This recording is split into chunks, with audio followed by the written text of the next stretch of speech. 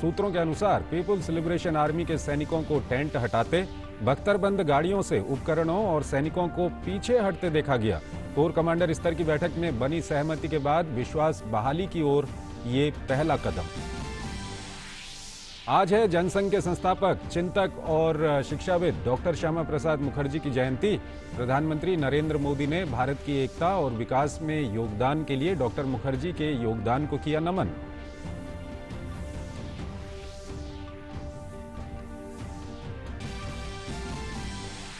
भाजपा अध्यक्ष जेपी नड्डा ने फिर साधा राहुल गांधी पर निशाना। देश का मनोबल गिराने और सशस्त्र सेनाओं की वीरता पर सवाल उठाने का लगाया आरोप।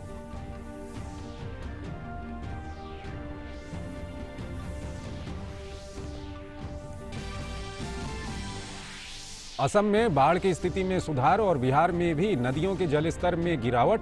मुंबई में लगातार बारिश से फिलहाल राहत। गुजरात में भारी बारिश के कारण कई इलाकों में पानी भरा। मौसम विभाग ने देश के कई हिस्सों में आंधी और बारिश की दी चेतावनी।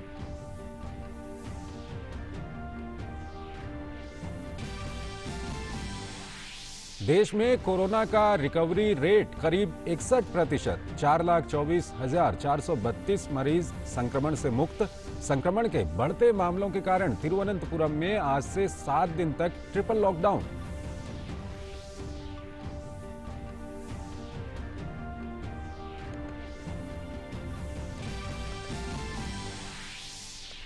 और सावन का पहला सोमवार आज। देश भर के शिव मंदिरों में विशेष पूजा अर्चना। कोरोना संकट के दौर में देवघर का विश्व प्रसिद्ध श्रावणी मेला स्थगित। श्रद्धालुओं को रांची दूरदर्शन की मदद से ई दर्शन कराएगा प्रशासन।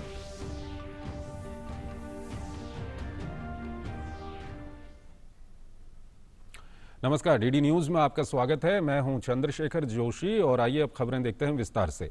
इस समय जो सबसे बड़ी खबर है वो लद्दाख से आ रही है, जहां वास्तविक नियंत्रण रेखा पर झड़प वाली जगह से चीनी सैनिकों के पीछे हटने की शुरुआत हुई है। सूत्रों से मिल रही जानकारी के मुताबिक चीनी सैनिक अपनी तरफ की वास्तविक नियंत्रण रेखा से पीछे हटते देखे गए हैं। पीपुल्स लिबरेशन आर्मी के सैनिकों को टेंट हटाते, बख्तरबंद गाड़ियों से सैनिकों और उपकरणों को पैक करते हुए और वापस ले जाते हुए देखा गया है। चीनी सेना के इस कदम को 30 जून को चुशुल में दोनों सेनाओं के बीच कोर कमांडर स्तर की बातचीत में हुई सहमति के अनुरूप उठाए गए कदम के रूप में देखा जा रहा है। डीडी न्यूज ने 24 जून को भी और 22 जून को मोल्दो में हुई कोर कमांडर की बातचीत के बाद भी अपने दर्शकों को जानकारी दी थी कि चीनी सैनिक अपने इलाके में वास्तविक नियंत्रण रेखा से 1.5 किलोमीटर पीछे हटे थे। इस पूरी प्रक्रिया को दोनों सेनाओं के बीच विश्वास बहाली के कदम के रूप में देखा जा रहा है। नंदिता डागर हमारे साथ जुड़ रही हैं, उनसे बातचीत करेंगे। नंदिता, क्या कुछ जानकारी आपको मिल रही है एलएसी से? जी शुक्रिया चंद्रशेखर। हमें जो सूत्रों के हिसाब से जानकारी मिल रही है वो ये है कि गलवान जनरल एरिया, जो कि गलवान रिवर वैली या नदी की जो घाटी थी, उसके अंदर पेट्रोल पॉइंट 14 से सबसे ज्यादा अधिकतर पेट्रोल पॉइंट 14 से चाइनीज पीएलए आर्मी के ट्रूप्स पीछे जाते हुए नजर आए हैं। यानी कि चाइना की साइड वाली लाइन ऑफ एक्चुअल कंट्रोल से चाइना की साइड की तरफ जाते देखे गए हैं। और वो बख्तरबंद गाड़ियां यानी आर्मर्ड व्हीकल्स में, ट्रक्स में अपने सामान को पैक कर कर लोड करते हुए देखे गए हैं आर्मी द्वारा। और उनके जो टेंट्स थे, जिनको गुलाबी रंग के टेंट्स आपने कई सैटेलाइट इमेजेस में देखे भी होंगे पिछले कुछ हफ्तों से, उन टेंट्स को उन्होंने अप्रूट कर कर बांध कर चाइना की साइड, एलएसी की चाइना की साइड जाना शुरू कर दिया है। यानी कि वो लाइन ऑफ एक्चुअल कंट्रोल या एलएसी के अपनी तरफ बढ़ते जा रहे हैं, ऐसा देखा जा रहा है। लेकिन हमारी आर्मी या गवर्नमेंट अभी भी इसको फाइनल नहीं मान रही है। वो कितना पीछे जाएंगे, ये उनका कहना है कि सनसेट यानी कि जब सूर्य अस्त होगा तब उनको पता चलेगा कि वो कब तक कहां तक गए हैं, क्योंकि मूवमेंट इस इलाके में सूर्य अस्त तक ही होती है, यानी सनसेट तक ही मूवमेंट हो पाती है। तो कितने किलोमीटर अभी माना जा रहा है, 1.5 से 2 किलोमीटर, लेकिन आगे और कितना पीछे जाएंगे ये शाम तक ही हमें पता चल पाएगा। दूसरी बात चंद्रशेखर ये कि हमारी गवर्नमेंट और आर्मी अभी इसको वेट एंड वॉच कर रही है, यानी कि वो मॉनिटर कर रही है, और जब इस प्रोसेस को वेरीफाई कर लिया जाएगा, कुछ टाइम ड्यूरेशन के लिए मॉनिटर करके उसको बिल्कुल पुख्ता कर लिया जाएगा, तब ही हमारी आर्मी उस पर रिस्पॉन्ड करेगी। क्योंकि गवर्नमेंट और आर्मी इस वक्त 15 जून की गलवान बैटल के बाद चाइना को फेस वैल्यू पर लेने या उसे ऐसे ही बातों पर ट्रस्ट करने से बिल्कुल खिलाफ है, और उसके एक्शंस को वेरीफाई करने के बाद ही कोई कदम उठाया जाएगा। चंद्रशेखर। शुक्रिया नंदिता आपका इस जानकारी के लिए। तो ये नंदिता ने जानकारी दी है अभी कि चीनी सैनिक पीछे हटना शुरू हो गए हैं, और भारत की सरकार या सेना की ओर से अभी किसी तरह की कोई औपचारिक प्रतिक्रिया नहीं आई है, और ये देखना होगा कि चीनी सैनिक कितने पीछे हटते हैं, किन किन इलाकों से पीछे हटते हैं। उसके बाद ही जो विश्वास बहाली की ये एक शुरुआत इसको माना जा रहा है, ये अपनी कितनी परिणति तक पहुंचेगी ये अभी देखना होगा। अगली खबर की ओर चलते हैं। शिक्षाविद, चिंतक और भारतीय जनसंघ के संस्थापक डॉक्टर श्यामा प्रसाद मुखर्जी की आज जयंती है। कोलकाता में उनका जन्म 6 जुलाई 1901 को हुआ था। वो जब तक जीवित रहे तब तक देश की एकता संरक्षित रखने और भारत में जम्मू कश्मीर के पूर्ण एकीकरण के लिए भरपूर कोशिश करते रहे। वो जम्मू कश्मीर में जाने के लिए परमिट के खिलाफ भी लड़े थे, और नारा था एक देश में एक निशान, एक विधान और एक प्रधान। इस मौके पर प्रधानमंत्री नरेंद्र मोदी ने अपने ट्वीट संदेश में उन्हें नमन करते हुए कहा है कि देश की प्रगति में डॉक्टर श्यामा प्रसाद मुखर्जी का अनुकरणीय योगदान रहा है। उन्होंने देश की एकता सुदृढ़ करने का अनवरत प्रयास किया। प्रधानमंत्री ने कहा कि उनके विचारों और आदर्शों से करोड़ों देशवासियों को प्रेरणा मिली। नड्डा ने आज भाजपा मुख्यालय में बीजेपी अध्यक्ष जेपी नड्डा ने डॉक्टर मुखर्जी की प्रतिमा पर श्रद्धांजलि अर्पित की।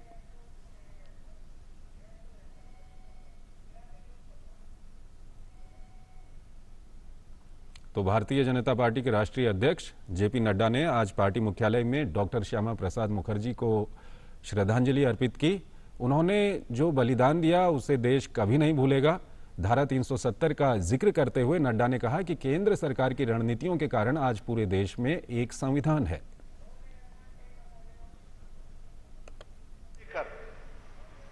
श्यामा प्रसाद मुखर्जी जी ने जो बलिदान दिया, जिसके खातिर उन्होंने अपना जीवन का सर्वस्व लगाया, आज जब हम 119वीं जन्मदिन उनका मना रहे हैं तो हमें यह संतोष है कि धारा 370 को मोदी जी के नेतृत्व में और अमित शाह जी की रणनीति में हम सब लोगों ने धाराशाही कर दिया है, और आज हम एक सूत्र में पिरोते हुए भारत को, कश्मीर हो या गुवाहाटी, अपना देश अपनी माटी, इसको हम साकार कर पा रहे हैं। और एक जन, एक मन, एक संविधान, इसको हम साकार कर पा रहे हैं। यह हमारे लिए विशेष सौभाग्य की बात है। और इस वक्त आपको हम सीधे लिए चलते हैं बीजेपी मुख्यालय, जहां पर बीजेपी प्रवक्ता जीवीएल नरसिम्हा राव प्रेस को संबोधित कर रहे हैं। Important observations about the Congress party and its leadership. One of these tweets pertains to Mr. Rahul Gandhi, Member of Parliament. Mr. Rahul Gandhi's utter lack of interest in parliamentary proceedings and his absence from the Standing Committee of Defence, of which Shri Rahul Gandhi is a member. I'll first read out the tweet. Rahul Gandhi belongs to that glorious dynastic tradition where, as far as defense is concerned, committees do not matter, only commissions do. Congress has many deserving members who understand parliamentary matters, but one dynasty will never let such leaders grow really sad. So we would certainly like to highlight Rahul Gandhi's lack of interest in parliamentary proceedings, lack of respect for parliamentary proceedings, and a complete lack of interest in matters related to defense and armed forces, because standing committee is a platform where members can have several discussions and make several suggestions for strengthening the armed forces.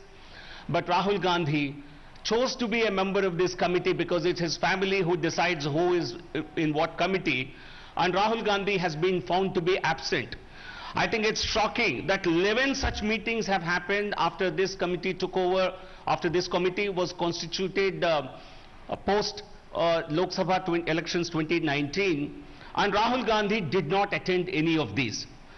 This committee also made a field visit to Tawang, and a fairly long visit, more than 7 to 10 days. Rahul Gandhi chose not to attend this meeting also, this particular field visit also.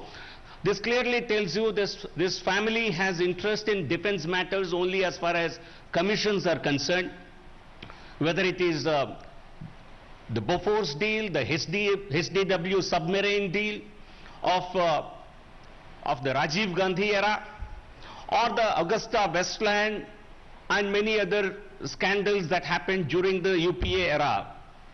I think the family has been accused of several such defense scandals, and the family takes a lot of interest, the dynasty takes a lot of interest in those areas, but not in real matters concerning the armed forces and strengthening their morale. I think this clearly shows a complete lack of interest in matters related to the armed forces. Rahul Gandhi ji Lok Sabha सदस्य बनने के बाद, वायनाड से चुनकर आने के बाद standing committee on defence में उसके सदस्य बने। इस सदस्य खुद उनके परिवार के और पार्टी के निर्णय के अनुसार वो स्टैंडिंग कमिटी ऑन डिफेंस में मेंबर बने। इस कमिटी के 11 मीटिंग्स हुए हैं। इस कमिटी के फील्ड विजिट भी हुआ है तवांग, अरुणाचल प्रदेश में। उन किसी भी मीटिंग में न किसी फील्ड विजिट में राहुल गांधी गए। इससे स्पष्ट जाहिर होता है राहुल गांधी और उनके परिवार को डिफेंस मैटर्स केवल कमीशन के संदर्भ में उनके लिए बहुत रुचि के विषय हैं, बट चर्चा का विषय और डिफेंस मैटर्स के बारे में चर्चा करना और आर्म फोर्सेस के उनके बारे में रिव्यू लेना, उनको मनोबल बढ़ाने के लिए कुछ बात कहना, ये राहुल गांधी के ये विषय नहीं है। केवल और केवल सेना के मनोबल गिराने के लगातार राहुल गांधी द्वारा कोशिश होता है और उनके पार्टी के नेता लगातार बयान देते हैं आर्म फोर्सेस को निशाना बनाते हुए, आर्म फोर्सेस पर सवाल उठाते हुए और आर्म फोर्सेस के वीरता और उनकी ब्रेवरी को नीचे करके उनके मनोबल के गिराने के लिए। तो इसलिए राहुल गांधी और कांग्रेस पार्टी को आज जवाब देना होगा कि राहुल गांधी क्यों गायब रहते हैं स्टैंडिंग कमिटी।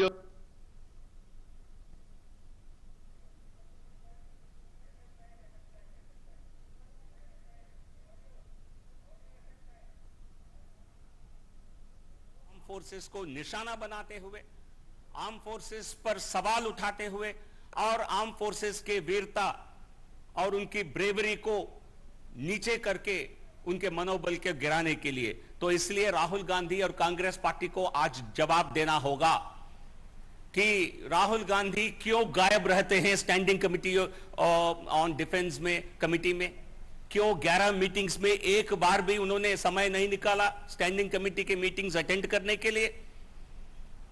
क्या केवल कमीशन के मीटिंग्स वो अटेंड करते हैं? क्या कमिटी उनके लिए कोई मान्य नहीं रखता है? ये जवाब खुद राहुल गांधी जी को आज देना होगा।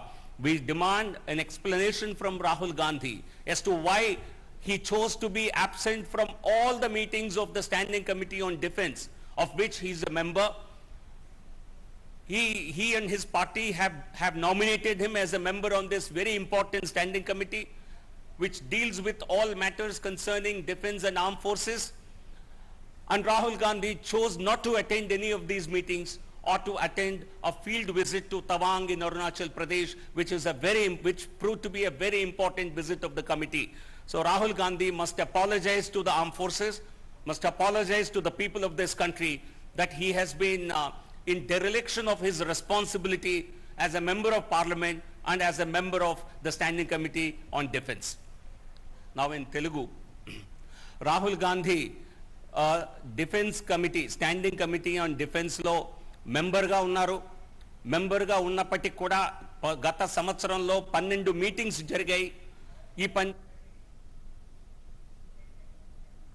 तो बीजेपी प्रवक्ता जीवीएल नरसिम्हा राव को आप सुन रहे थे। उन्होंने कांग्रेस नेता राहुल गांधी पर सीधा सीधा हमला किया है। उनका कहना है कि कांग्रेस नेता राहुल गांधी संसदीय कार्यवाही में हिस्सा नहीं लेते और साथ ही साथ जो रक्षा मामलों की संसदीय समिति है उसकी जो बैठकें होती हैं उसमें भी हिस्सा नहीं लेते। रक्षा मामलों की संसदीय समिति अरुणाचल प्रदेश के दौरे पर गई थी, वो उसमें भी नहीं गए थे, लेकिन वो सशस्त्र सेनाओं के मनोबल को गिराने वाले बयान देते रहते हैं। उन्होंने बीजेपी की तरफ से राहुल गांधी से इस पर स्पष्टीकरण मांगा गया है कि क्यों वो संसदीय कार्यवाही में हिस्सा नहीं लेते। रक्षा मामलों की संसदीय समिति के वो सदस्य हैं लेकिन उसमें भी वो हिस्सा नहीं लेते और रक्षा मामलों की संसदीय समिति अगर कहीं दौरे पर जाती है तो उसमें भी वो नहीं जाते, लेकिन सशस्त्र बलों के मनोबल को गिराने वाली बयानबाजी वो करते रहते हैं। इसके लिए राहुल गांधी से बीजेपी ने जवाब मांगा है। और आपको बता दें कि भाजपा अध्यक्ष जेपी नड्डा ने भी एक बार फिर कांग्रेस के पूर्व अध्यक्ष राहुल गांधी पर निशाना साधा है। एक के बाद एक ट्वीट में नड्डा ने कहा कि राहुल गांधी कभी रक्षा मामलों पर संसद की स्थायी समिति की बैठक में कभी शामिल नहीं हुए, लेकिन दुख की बात है कि वो राष्ट्र का मनोबल गिराने का लगातार काम कर रहे हैं। वो हमारे सशस्त्र बलों की वीरता पर सवाल उठाते हैं, जबकि एक जिम्मेदार विपक्षी नेता को ऐसा नहीं करना चाहिए। तो ये ट्वीट आप देख रहे हैं। उन्होंने लिखा है कि राहुल गांधी कभी रक्षा मामलों पर संसद की स्थायी समिति की बैठक में शामिल नहीं हुए, लेकिन दुख की बात है कि वो राष्ट्र का मनोबल गिराने का लगातार काम कर रहे हैं। राहुल गांधी हमारे सशस्त्र बलों की वीरता पर सवाल उठाते हैं, जबकि एक जिम्मेदार विपक्षी नेता को ऐसा नहीं करना चाहिए। और एक ट्वीट किया उन्होंने लिखा कि राहुल गांधी उस वंशवादी परंपरा से जुड़े हैं जिसके लिए रक्षा से जुड़े मामलों में समितियां मायने नहीं रखती, बल्कि कमीशन महत्वपूर्ण है। कांग्रेस के पास तमाम ऐसे नेता हैं जो संसदीय मामलों को समझते हैं, लेकिन एक वंश कभी ऐसे नेताओं को आगे बढ़ने नहीं देगा। और आइए अब बिहार की बात करते हैं। पिछले कुछ दिनों से बिहार में बाढ़ की मार झेल रहे लोगों के लिए अब राहत की खबर है। यहां पिछले 24 घंटों के दौरान हल्की से लेकर मध्यम वर्षा होने के कारण नदियों के जलस्तर में गिरावट आई है। अगर सीमांचल की बात करें तो कटिहार के सभी 6 स्थानों पर महानंदा नदी खतरे के निशान से नीचे चली गई है। वहीं समस्तीपुर जिले में बूढ़ी गंडक, कोसी, कमला एवं करेह नदियों के जलस्तर में हो रही वृद्धि को देखते हुए बाढ़ नियंत्रण विभाग ने तटबंधों की सुरक्षा के लिए निरोधात्मक उपाय शुरू कर दिए हैं। तटबंधों की सुरक्षा और निगरानी के लिए होमगार्ड्स के साथ साथ अभियंताओं की तैनाती भी की गई है। मौसम विभाग ने अगले 24 घंटों के दौरान बिहार के कुछ इलाकों में हल्की से लेकर सामान्य वर्षा का पूर्वानुमान व्यक्त किया है। पीछे एक हफ्ते के दौरान बिहार में बारिश और बिजली गिरने की घटनाओं में 108 लोगों की मौत हुई है। बिहार के बाद बात करते हैं असम की। असम में पिछले 24 घंटे में बाढ़ की हालत में सुधार देखने को मिल रहा है। हालांकि बचाव कार्यों में लगे राहत कर्मी अब भी अलर्ट पर हैं। पिछले 24 घंटों में बाढ़ की वजह से राज्य में किसी की भी मौत नहीं हुई है। राज्य आपदा प्रबंधन प्राधिकरण के मुताबिक राज्य के 17 जिलों में तकरीबन 1073 गांव अब भी बाढ़ से प्रभावित हैं। इन जिलों में तकरीबन 6.5 लाख से अधिक लोग अब भी बाढ़ से प्रभावित हैं।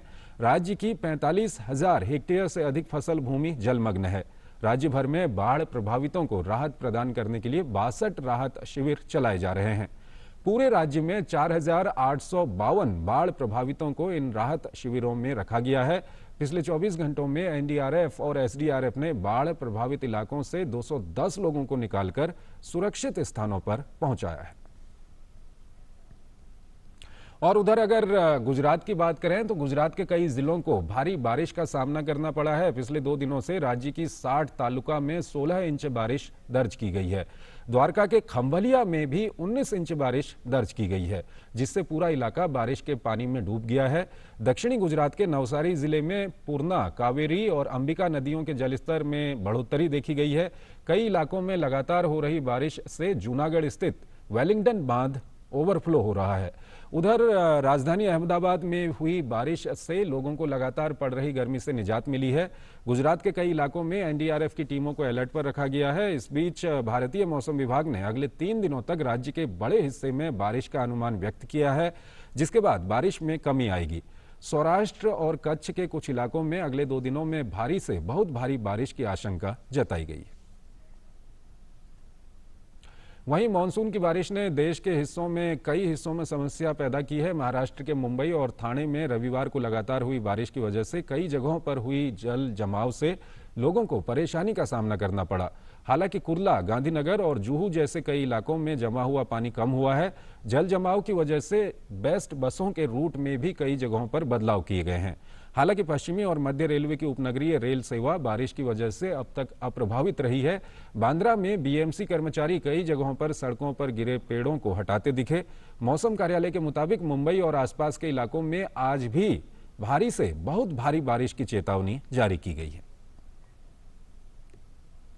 और आइए अब बात करते हैं कोविड-19 की। स्वास्थ्य मंत्रालय ने भारत में कोविड-19 की ताज़ा जानकारी साझा कर दी है।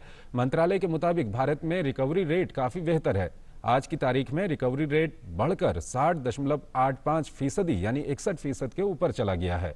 कुल 4,24,432 मरीज संक्रमण से मुक्त होकर घर लौट गए हैं, जबकि संक्रमण के सक्रिय मामलों की संख्या बढ़कर 2,53,287 हो गई है। बात करें मौतों की तो अब तक कोविड से भारत में 19,693 मरीज अपनी जान गंवा चुके हैं। तिरुवनंतपुरम में आज से 1 सप्ताह की पूर्ण बंदी लागू की गई है। राज्य में कल सामने आए कोविड-19 के 38 नए मामलों में से 22 के तिरुवनंतपुरम में स्थानीय तौर पर संक्रमित होने को देखते हुए यह फैसला लिया गया। केरल में खासतौर पर राजधानी में हाल में संक्रमण के अज्ञात स्रोतों से महामारी का फैलाव हुआ है। तिरुवनंतपुरम में शहर में प्रवेश और निकासी वाली एक सड़क को छोड़कर बाकी सभी को बंद रखा जा रहा है। सिर्फ किराने की दुकानें, बैंकों, दवा की दुकानें, अस्पतालों और आवश्यक सेवाओं को लॉकडाउन से छूट दी गई है। राज्य सचिवालय को भी बंद कर दिया गया है। शहर में सार्वजनिक परिवहन सेवाएं भी नहीं चल रही हैं। लोगों को घरों में ही रहने की सलाह दी गई है।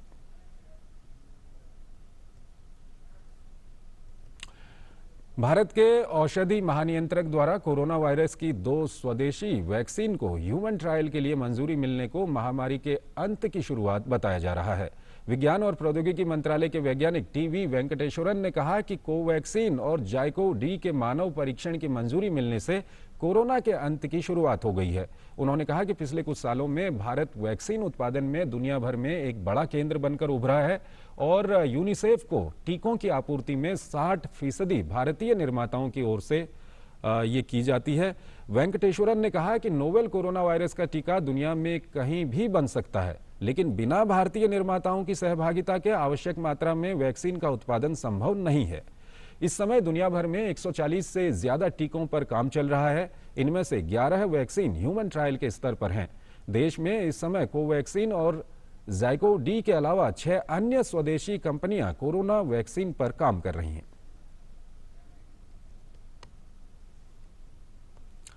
आज सावन का पहला सोमवार है। हालांकि इस साल श्रावण मास के महीने में हर साल जैसी धूमधाम देखने को नहीं मिल रही है।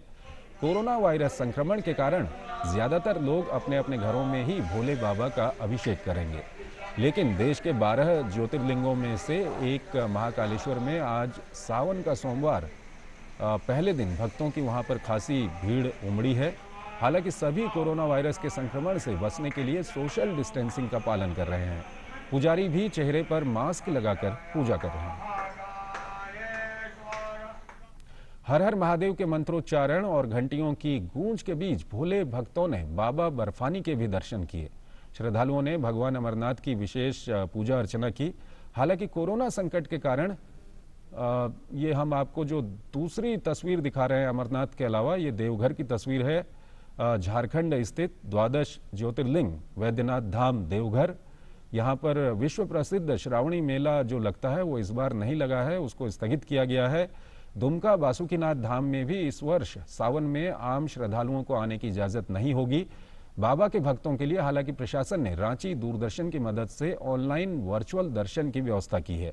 श्रद्धालु घर बैठे सुबह होने वाली बाबा वैद्यनाथ की पूजा अर्चना को सुबह 4:45 बजे से 5:30 बजे तक और शाम की श्रृंगार पूजा को 7:30 बजे से 8:15 बजे तक देवघर प्रशासन के फेसबुक पेज व जिला प्रशासन की वेबसाइट devghar.nic.in पर ऑनलाइन वर्चुअल देख सकेंगे।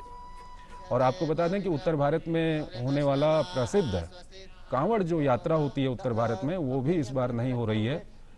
उत्तर प्रदेश, हरियाणा और उत्तराखंड सरकार ने मिलकर इस कांवड़ यात्रा को स्थगित करने का इस बार फैसला किया था। तो आप देख सकते हैं मंदिरों में पूरे सोशल डिस्टेंसिंग के साथ भक्त पहुंचे हुए हैं। एक तस्वीर हम आपको दिखा रहे हैं अमरनाथ की और दूसरी तस्वीर है झारखंड स्थित वैद्यनाथ धाम देवघर की। तिब्बती धर्मगुरु दलाई लामा का आज 85वां जन्मदिन है। दलाई लामा के जन्मदिन के इस मौके पर भारत समेत दुनिया भर में कई कार्यक्रम आयोजित किए जा रहे हैं। वहीं लेह के जीवेस्टल में लद्दाख बौद्ध संघ ने 14वें बौद्ध धर्मगुरु दलाई लामा का 85वां जन्मदिन मनाया। इस मौके पर भाजपा के राष्ट्रीय सचिव राम माधव, लद्दाख से भारतीय जनता पार्टी के सांसद जामयांग सेरिंग नामग्याल, लेह के सीईसी ग्याल पी वांग्याल भी मौजूद थे। भाजपा महासचिव राम माधव ने इस मौके पर दलाई लामा को शुभकामनाएं दी। आज बहुत बड़ा शुभ दिन है। परम पावन दलाई लामा जी का आज 85th बर्थडे मनाया जा रहा है और साथ ही साथ श्यामा प्रसाद मुखर्जी का भी जन्मदिन आज है। आज यहाँ हमारे पार्टी की ओर से परम पावन दलाई लामा जी को भी जन्मदिन की शुभाभिनंदन देने का कार्यक्रम है। अमेरिका के पूर्व राष्ट्रीय सुरक्षा सलाहकार जॉन बोल्टन से हमारे संवाददाता रमेश रामचंद्रन ने एक्सक्लूसिव बातचीत की। आप इस खास एक्सक्लूसिव इंटरव्यू को डीडी न्यूज़ पर आज शाम 5:30 बजे और